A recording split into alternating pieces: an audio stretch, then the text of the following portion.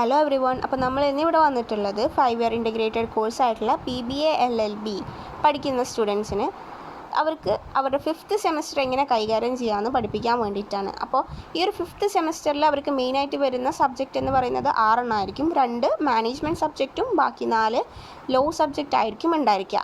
അപ്പോൾ operation management, human resource മാനേജ്മെൻറ്റും 2 management subject ആയിരിക്കും. അതേപോലെ തന്നെ CRPC, family law 2, consumer protection, law of evidence ആണ് ലോ സബ്ജക്ട്സ് ആയിട്ട് വരുന്നത്.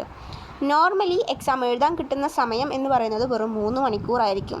ഇൻറ്റേർണൽ മാർക്ക് എന്ന് പറയുന്നത് 25ഉം എക്സ്റ്റേണൽ 75ലായിരിക്കും വാല്യുവേഷൻ ഉണ്ടാവുക. അപ്പോൾ ടോട്ടൽ നമ്മളുടെ വാല്യുവേഷൻ നടക്കുന്നത് 100 മാർക്കിലായിരിക്കും.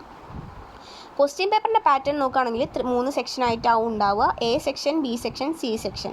A സെക്ഷനിൽ 5 മാർക്കിനും B സെക്ഷനിൽ 10 മാർക്കിനും C സെക്ഷനിൽ 12 മാർക്കിനായിരിക്കും ക്വസ്റ്റ്യൻസ് ഉണ്ടാവുക. അപ്പോൾ നമ്മൾ ഈ ഒരു ടൈമിനെ യൂട്ടിലൈസ് ചെയ്തിട്ട് വേണം ക്വസ്റ്റ്യൻ പേപ്പർ അറ്റൻഡ് ചെയ്യാൻ.